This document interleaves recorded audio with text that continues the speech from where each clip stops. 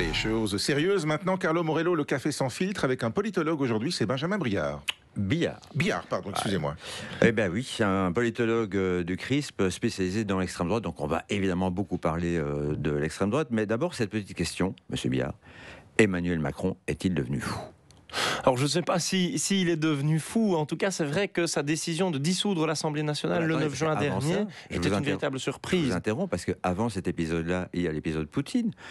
Quand Macron a décrété qu'il faudrait peut-être envoyer des troupes au sol en Ukraine si ça se passait mal pour les Ukrainiens, sachant que ça va mal se passer pour les Ukrainiens, c'est quand même très risqué de sa part. D'ailleurs, personne n'a compris en Occident pourquoi il a dit ça. Très peu l'ont compris, très peu l'ont apprécié en France, et beaucoup d'ailleurs ont capitalisé sur cette déclaration, notamment en extrême droite, dans le cadre de la campagne d'abord européenne et puis législative ensuite, pour dire nous ne le ferons jamais, nous n'allons pas envoyer de troupes, nous n'allons pas envoyer de missiles longue portée qui pourraient aussi atteindre la Russie. On voit donc qu'effectivement, ça ne l'a pas aidé. Ça ne l'a pas aidé, c'est sans doute un élément, on pourra en prendre certainement d'autres. Il y a cette dissolution de l'Assemblée nationale que beaucoup n'ont pas encore compris non plus. On voit que ça ne lui profite pas d'ailleurs. Il aurait pu attendre plusieurs mois. Mais décréter la dissolution de l'Assemblée nationale le soir même d'une défaite électorale et d'un triomphe de l'extrême droite, sachant que les gens ne vont pas voter autrement 3 semaines plus tard, on aura même l'impression qu'il l'a fait exprès. C'était presque un suicide commandé, d'autant plus que finalement il répondait à une exigence de Jordan Bardella, du leader de l'extrême droite française aujourd'hui du Rassemblement national, qui avait exigé, en cas d'échec de la majorité macroniste lors des élections européennes, qu'il y ait dissolution de l'Assemblée nationale. Il a répondu directement le jour même à cette exigence de Jordan Bardella. Et certains ont pensé qu'en fait son objectif secret, c'était de donner le pouvoir au Rassemblement national, histoire que celui-ci montre en quoi il est aussi incompétent que tous les autres, de manière à ce que le président qui succédera à Macron en 2027 ne soit pas Marine Le Pen. D'autres ont dit non, il ne va pas sacrifier ces 3 dernières années de présidence par pur altruisme. Qu'en pensez-vous ? C'est une hypothèse qu'on a à plusieurs reprises entendue. Alors c'est vrai que les raisons sous-jacentes à cette décision de dissolution de l'Assemblée nationale sont à ce point floues et saugrenues qu'on peut envisager beaucoup d'hypothèses, notamment celle-là. Néanmoins, il n'y a pas d'automatisme, il n'y a pas de loi selon laquelle une participation au pouvoir automatiquement conduit à un affaiblissement de l'extrême droite dans les années qui suivent. On le voit en Italie, depuis que Giorgia Meloni a accédé à la tête du gouvernement italien il y a un peu plus d'1 an et demi désormais, eh bien, elle a conservé, elle a même renforcé sa popularité et les résultats qu'elle a obtenus, puisqu'elle était candidate elle-même à l'élection européenne le 9 juin dernier, eh bien, ont été particulièrement bons, ont renforcé sa légitimité. C'est pas pour appuyer assez longtemps non plus, mais bon. Voilà. Cela étant dit, on voit aussi que, en effet, si Jordan Bardella devait accéder à Matignon, que ce ne serait pas nécessairement facile. D'abord parce que lui et sa formation politique n'ont aucune expérience du pouvoir au niveau national. Ensuite parce qu'ils ne disposeraient pas, quand bien même ils auraient une majorité absolue à l'Assemblée nationale, d'une majorité absolue ou même une majorité suffisamment confortable au Sénat. Et puis enfin aussi, et encore on peut trouver d'autres arguments, parce que il serait sans doute difficile de voir ces décisions concrètement mises en œuvre par une administration qui pourrait développer des mécanismes de résistance face à cette extrême droite. Je dis, on n'en est pas là, puisqu'il y a une espèce de pacte de non-agression. On va parler d'alliance entre le camp macronien et la gauche. Mais Macron, pour en venir à lui, a déjà décidé aujourd'hui qu'il ne gouvernerait jamais avec la France insoumise de Mélenchon. Est-ce qu'il n'aurait peut-être pas dû attendre après le 2e tour du scrutin pour dire ça ? C'est sans doute un signal. On voit qu'il y a finalement un vote barrage qui s'est exprimé ce dimanche. C'est aussi un vote d'adhésion, mais une volonté de faire barrage. Pas nécessairement par rapport au RN. C'est aussi sans doute le cas en partie, mais aussi par rapport au rang macroniste. Emmanuel Macron est jugé responsable de l'essentiel des maux dans la société française aujourd'hui par un grand segment de la population. Il y a donc un front anti-Macron qui se développe, mais aussi un barrage face au nouveau Front populaire et plus spécifiquement en réalité à la France insoumise. Et on voit qu'Emmanuel Macron essaye de pointer la France insoumise mais également le Rassemblement national comme étant les 2 dangers par rapport à la stabilité politique française. Il a évoqué la menace d'une guerre civile éventuelle. On voit qu'il essaye d'incarner une certaine stabilité.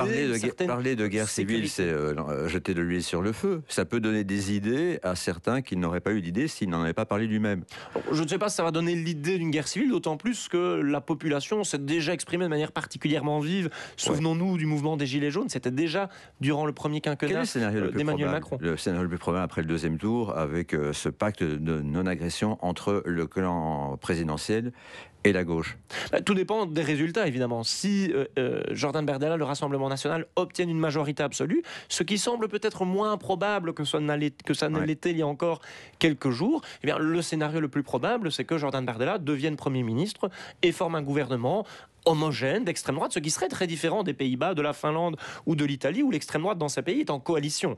On aurait ici un gouvernement homogène, avec quelques personnalités de la droite, comme Éric Ciotti peut-être, mais qui est plutôt proche de l'extrême droite. Mais le RN serait minoritaire. Le RN, s'il dispose d'une majorité absolue, serait majoritaire. Ça, c'est un scénario qui semble moins probable aujourd'hui. Dans l'hypothèse d'un RN qui dispose d'une majorité relative, donc qui n'aurait pas plus de 50% des sièges à l'Assemblée nationale, ce serait effectivement très compliqué, parce que Jordan Bardella a déjà indiqué, Marine Le Pen l'a appuyé, qu'il n'irait pas à Matignon dans cette hypothèse, même si ces derniers jours il y a un peu plus de flou qui s'est installé par rapport à cela. En même temps, les autres formations politiques n'auraient pas non plus une majorité suffisamment confortable. Alors finalement, c'est déjà le cas en réalité. Aujourd'hui, le gouvernement Attal sortant, le gouvernement Borne avant cela, n'avait déjà pas une majorité à l'Assemblée nationale. C'était des gouvernements minoritaires. Mais ça voudrait dire en tout cas ici qu'il y aurait s'arranger avec la droite traditionnelle. Ici, ça va être plus compliqué. Ce serait beaucoup plus compliqué et ça forcera sans doute peut-être la formation de coalitions, de recherche constante du compromis, ce qui est loin d'être classique dans la culture politique française. Est-ce que le fait de vouloir à tout prix diaboliser l'extrême droite et la rejeter dans l'opposition, alors que 34% des électeurs français ont quand même voté pour le Rassemblement national, ne risque pas d'être un peu contre-productif ? Dans le sens où les gens vont se dire on a voté, on est quand même 1 Français sur 3 à avoir voté pour ce parti, on ne tient pas compte de notre avis, ça va pas. Peut-être, on ne peut pas exclure effectivement. Il y a un peu un déni de démocratie aussi quand même. Bon, un déni de démocratie, je ne sais pas. Tant que des décisions sont adoptées à la majorité, ça veut dire qu'il y a une majorité et que ça respecte le cadre démocratique. Néanmoins, c'est effectivement une réaction légitime qui pourrait intervenir. Ça pourrait contribuer à faire grandir le RN. D'ailleurs, ce n'est pas pour rien qu'il continue à progresser depuis déjà plusieurs années. Souvenons-nous qu'en juin 2022, il avait remporté 89 sièges. Seuls 88 avaient été validés. C'était déjà un raz-de-marée. Marine Le Pen était certainement la première surprise. Elle ne s'attendait pas à remporter autant de sièges. Ici, il risque d'en avoir bien plus. C'est déjà plus de 30 sièges qui ont été obtenus dès le premier tour. Ça, en soi, c'est déjà historique. Ça renforce déjà le poids, l'influence, même s'il reste dans l'opposition de cette formation d'extrême droite. Mais vous parliez de l'Italie, où l'extrême droite est au pouvoir depuis un certain temps maintenant. C'est pas devenu un enfer sur terre pour les immigrés ou la communauté homosexuelle ? Ça peut être discuté. Il faudrait demander évidemment à cette population. Une des premières mesures adoptées par Giorgia Meloni, ça a été d'adopter une décision visant à entraver l'action des navires humanitaires en Méditerranée. Donc potentiellement avec des impacts humains par rapport à cette décision. Certaines décisions particulièrement conservatrices ont également été prises par Giorgia Meloni sur la question de la famille notamment, visant à protéger le modèle traditionnel familial par exemple. Donc après, c'est une question de choix idéologique, de valeurs défendues par les uns et par les autres. Ce qui est intéressant à souligner, c'est que Giorgia Meloni, aujourd'hui, même si l'immigration en réalité en Italie continue à s'accroître depuis qu'elle est première ministre, elle reste néanmoins très populaire parmi la population italienne. Elle reste très populaire. Ceci dit, il y a plusieurs types d'extrême droite différents. Même au niveau du Parlement européen, c'est un peu la guéguerre entre différentes tendances.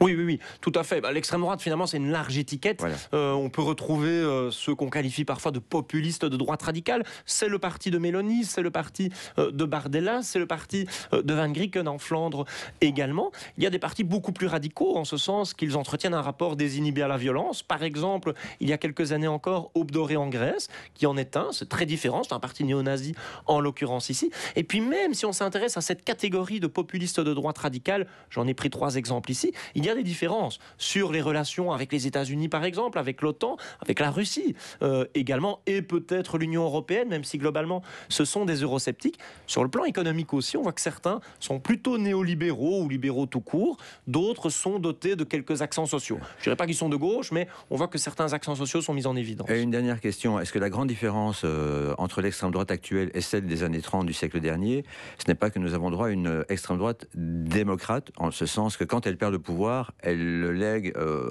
Bolsonaro n'a pas conservé le pouvoir.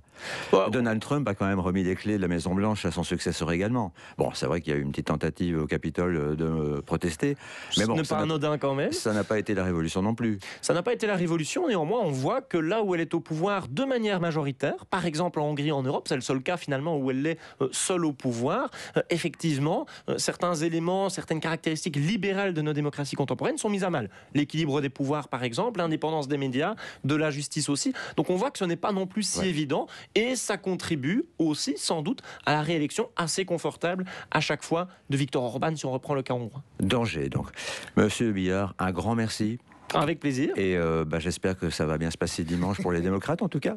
On verra ça. Et puis on se retrouve demain. À demain Carlo, pour parler sport demain. On va parler sport demain. Voilà, et beaucoup de cyclisme. Il est 7h26, merci à tous les deux. Le plaisir.